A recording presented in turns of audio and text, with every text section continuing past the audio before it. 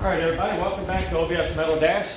This is video number 14,727 on building a 67-68 Camaro tilt column. Actually, I forgot which video number this is. I'll put the right one in the heading, I'm sure. Okay, so you got your column primed, got all your parts primer like I got mine. I had to order my primer and it came in. I primed the cap, turned out really nice. It's nice and clean, nice and straight. So what we're going to do today is we're going to mock up, since we got that primered, we're going to take this ignition housing apart and then we're going to mock it all up on build the column. It takes only a few minutes, just make sure everything fits right, and then we'll start getting ready for some painting.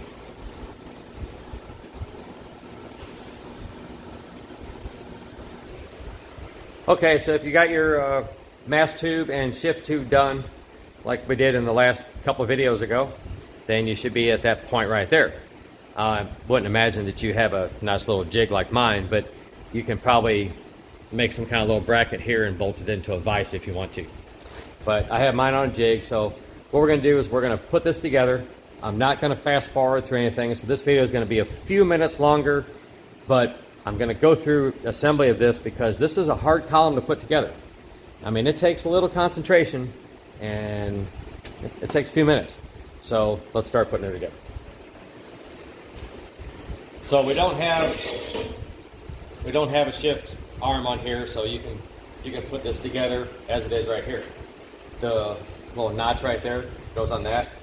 It's usually nice to put a little grease on it, but since we're going to do some paint work, I really don't want to put any grease on it. Now, when you put this on, you only want just a little bit of this sticking up. Don't push this all the way on because you'll never get the rest of the other part on. But you only want just about maybe 1/8 of an inch sticking up right here, maybe even not that much. I might even be a little bit much, but you'll see. All right, and then that slips it. Just like so. Now if you look, all the parts where we did the welding, you can't see any of it. It's all hidden, it's all up under. It'll all be under this cap right here, or the bowl, sorry. So this is the part that locks the shift tube and that in place. So you have a wave lock washer. Make sure it's about like so. And that goes on first. Now we're just mocking this up so we don't have to put any grease on here, but normally we're going to grease that up really good. Turn this around. There we go. I think that's better. Oh yeah, much better. Okay, so now you got that sitting there. If it keeps falling down or something like that, you can put a little grease on or whatever, it won't hurt nothing. So the widest parts to the top, the two widest part at the top.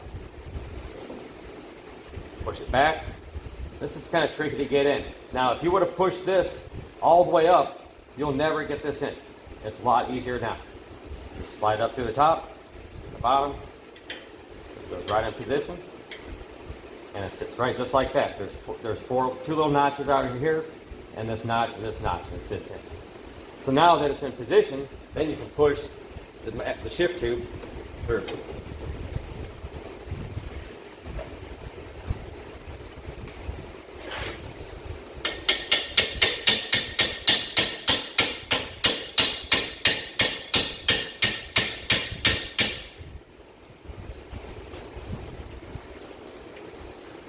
Okay, and I was tapping that up from the bottom.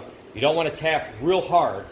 A lot of times I like to put a tack weld on the center parts where it slides, just because one small tack weld won't break when you hammer it, and it will break in an accident. So it won't hurt anything as far as like that. So it won't shove this into your face in an accident. Okay. So the next one is the little flat washer. Make sure she's nice and flat like that, not messed up and got burrs on it and all that stuff. That goes on here. And then you have the clip. Make sure it's nice and round and flat on the parts, something like that. The openings are at the top and the bottom when this is all the way to the right. So it just goes on like that. I put it on at the top and let it sit there and hold the top of it with my finger, and either a Sharpie or a sharp edged object like this, or a screwdriver, flat blade screwdriver, whatever you want to use, and it just snaps on it. Pull it down, push it in, and if you have the mass tube all the way up, then it goes in position real easy. And as you can see, can't see where any of the work has been done. It's all going to be up under the bowl when it's all finished. You don't have to worry about the shaft on this because we're just mocking it up. So we got tilt, something or another it's called. I don't know, I can't remember what it's called. Something or another. Tilt mechanism, we'll call it a tilt mechanism. So, when you get it in there, it won't spin.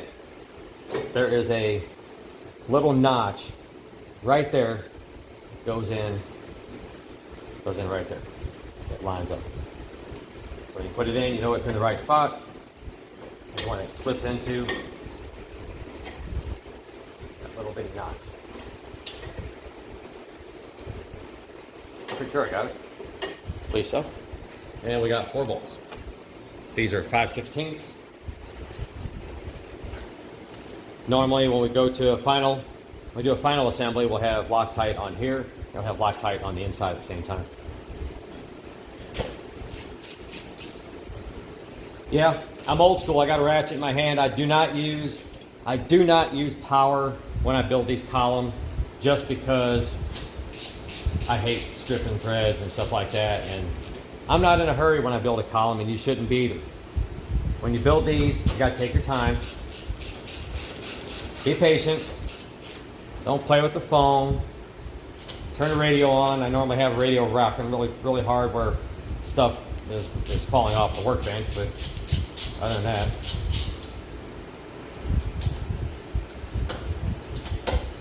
This one's too small. Somehow, oh, that's the wrong one. We'll try the right one. How about that? Look at there. Fits right in there. Okay, so we got this on. Always, whenever you put a part on, always make sure it rotates nice. Now we have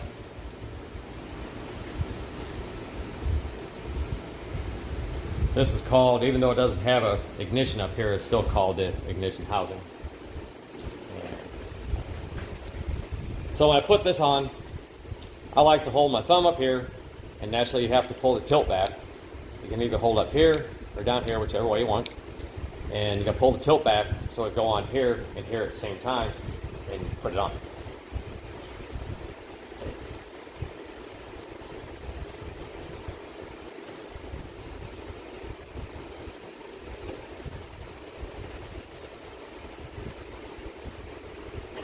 There we go. All right. And we got 2 tilt pins.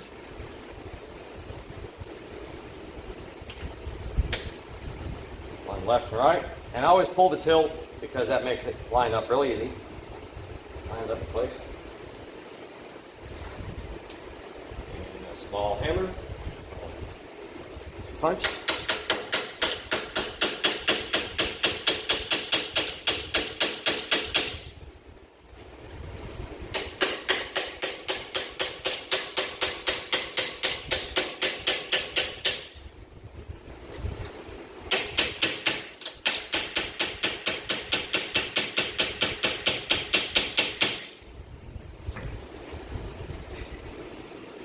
I bought that brand new when I started working on columns. I wonder how many times you think I hit that? I have no idea. Wish I had a counter on it. All right. Oh boy, that looks perfect. Man, look at that. Oh yeah, that's beautiful.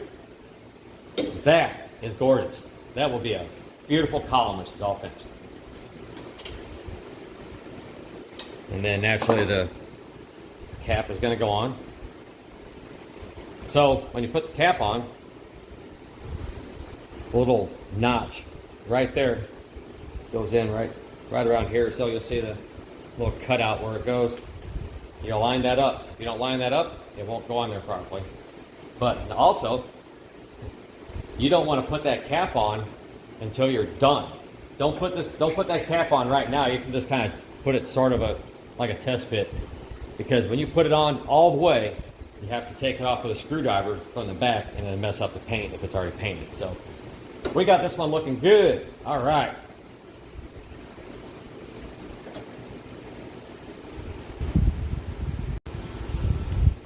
Okay, the column mocked up really nice, and what we're going to do now is re-blast all these parts and make them look really good so we can paint them and have a beautiful column. This column is going to look really nice. All right, so I haven't taken this apart yet.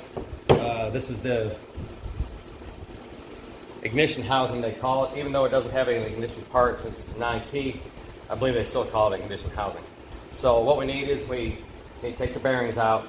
You don't want to take these out. Don't remove this. Don't pop that pin out. Don't pop those out. Don't pop this apart, because you'll never get it back together. Just take out, you want to take a small screwdriver and go in from the side here, and you'll find the spot, and the corner of the screwdriver goes in, and you're just going to lightly, gently pry up, and it pops out. And grab it by your fingers, and the bearings fall out. That's right. And the top one, you just pull out with your finger. Just pull it out straight up. Now, be very careful with these, because you can't buy this, and that's a very hard part to find. So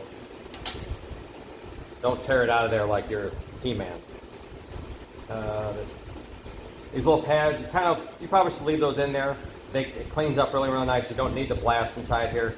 Just cleaning it with the scrub brush, like I'm going to show you, is going to be just fine. But we want to blast this outside part so it looks really good. We're going to blast the tilt housing here so it looks really good.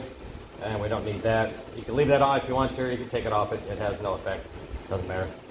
And we're going to blast this part here. It's still a cover for the bottom, and the spring cover for it, and the spring for under the turn signal horn cancel cam. All right, we'll be back in a few minutes with some sandblasted parts. Okay, we got everything blasted and cleaned up. I cleaned all this up real good and blasted it. Don't get too crazy on the inside, because it's hot metal and I don't want to lose all my parts and stuff. Yep, and I can see I lost one of my pads blasting, cleaning up, so I have to go dig it out of my blaster. But we'll paint this black, and I'll show you the proper way to paint this, because if you paint it the right way, that won't go on. And we got all this nicely blasted up and nice and clean. We're going to paint that black. And this round here, I'm going to finish this video off with a little bit of work on the primer from where I primed it, and we're going to get it ready for paint. I do the same way as I did with when I was doing the body filler.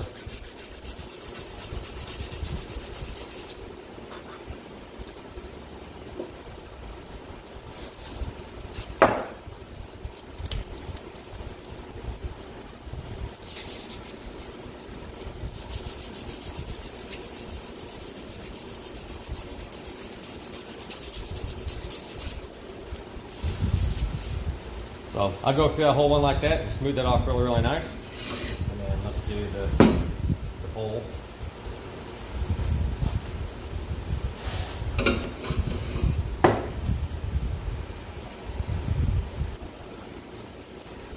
So the same way on the bowl. Start off with some 180. Smooth it off.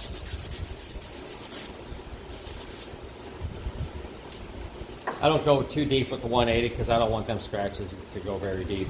And then I just kind of knock the top off with some 180. Then I'm on just on 320. And that's what smooths it out. All right, so I'm going to pick up next video. I'm going to have all these parts sitting on the stand, getting ready to paint. And we'll get all these parts painted up for a real pretty column. This is going to look good looking column. One of my more favorite columns to build is the 67, 68 build. Probably because it's all the work it takes to do it. The other ones are easy. See you next video.